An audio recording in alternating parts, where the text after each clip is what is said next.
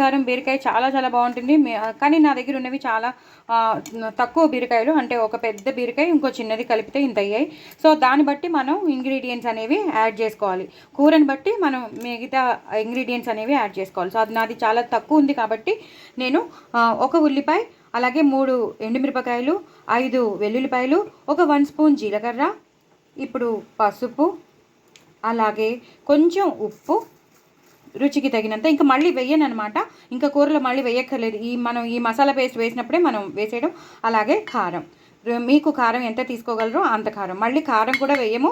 ఇంకా ఎలాంటి గరం మసాలా పౌడర్ కానీ జీలకర్ర ధనియాలు ఏమీ వేయము. జస్ట్ ఈ ఉప్పు, కారం, వెల్లుల్లిపాయలు, ఎండుమిరపకాయలు, జీలకర్ర, ఉల్లిపాయలు, ఈ వెల్లుల్లిపాయలు వేసాం కదా, ఈ ఉల్లి మసాలాతోనే మనం ఈ బీరకాయ కూర చేసేస్తాం అనమాట. సో నెక్స్ట్ ప్రొసీజర్లోకి వెళ్ళిపోదాం. ఇదైతే ఇప్పుడు గ్రైండ్ చేసి పెట్టేసుకుంటాను, పేస్ట్ లాగా తయారు చేసి పెట్టుకుంటాను. చూసారు కదండి, నేను బాండీ పెట్టేసుకున్నాను. బాండీలో జీలకర్ర వేసుకున్నాను, కొంచెం పసుపు వేసుకున్నాను. ఇప్పుడు బీరకాయ ముక్కలు వేసేసాను. బీరకాయ ముక్కలు బాగా నూనెలో వేగాలి.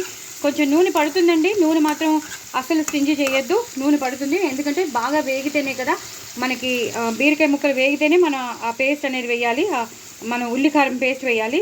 సో బాగా వేగాలండి. సో ఒక 2-3 విడతలు అయితే తప్పకుండా పడుతుంది మనకి. సో మీడియంలో పెట్టేసుకోవచ్చండి. నా దగ్గర ఉన్నది చాలా చిన్నదని చెప్పాను, అంటే తక్కువ కూర.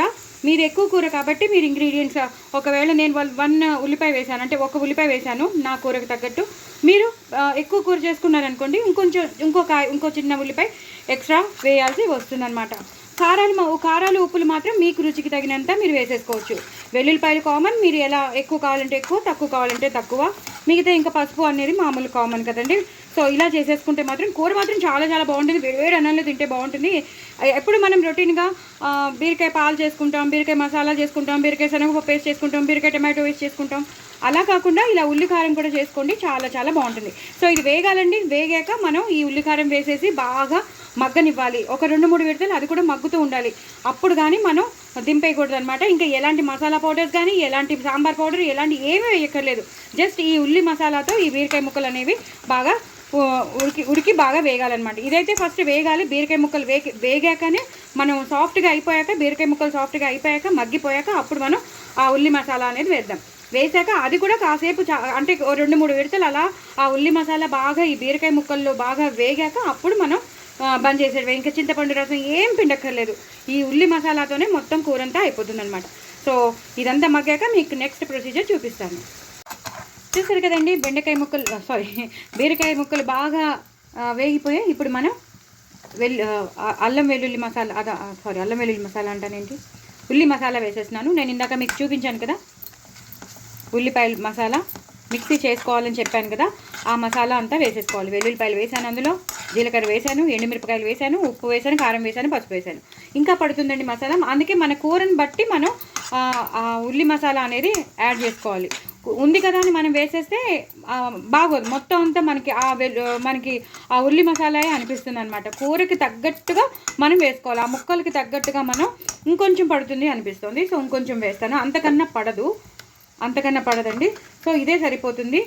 సో ఇప్పుడు దీన్ని బాగా ఇలా కలిపేసుకోవాలి. ఇప్పుడు ఈ మసాలా పేస్ట్ వేసాం కాబట్టి ఇది బాగా వేగాలి. ఇంకా ఎలాంటి నూనె వేయక్కర్లేదు. దీంతోనే బాగా వేగుతూ ఉంటుందన్నమాట. ఎలాగో మనకి బీరకాయ ముక్కలు బెండకాయ వస్తుంది ఎందుకో తెలియదు కానీ, సో ఈ బీరకాయ ముక్కలు ఎలాగో సాఫ్ట్గా అయిపోయాయి కాబట్టి ఇప్పుడు ఈ మసాలా అనేది బాగా వేగితే మనకి పచ్చివాసన పోతుంది, మంచి ఫ్లేవర్ వస్తూ ఉంటుంది. కూర చాలా తక్కువ ఉంది, చెప్పాను కదా చాలా తక్కువ ఉంది. మీరు మాత్రం ఎక్కువ చేసుకోండి, చాలా బాగుంటుంది. ఇప్పుడు కొంచెం మనం ఏంటంటే, ఇప్పుడు నేను మిక్సీ చేసుకుంటాం కదా, ఆ వాటర్ వేసేద్దాం. వాటర్ వేసేసి ఇప్పుడు మనం ఇలా కలిపేసి దీన్ని ఉడకనిద్దాం.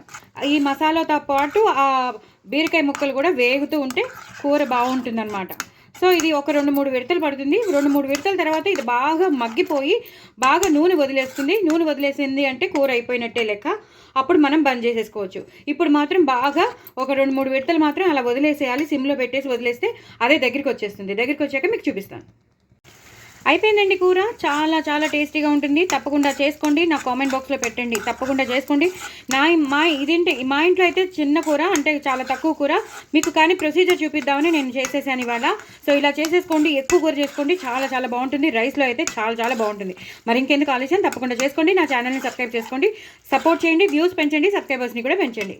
బాయ్ అండి.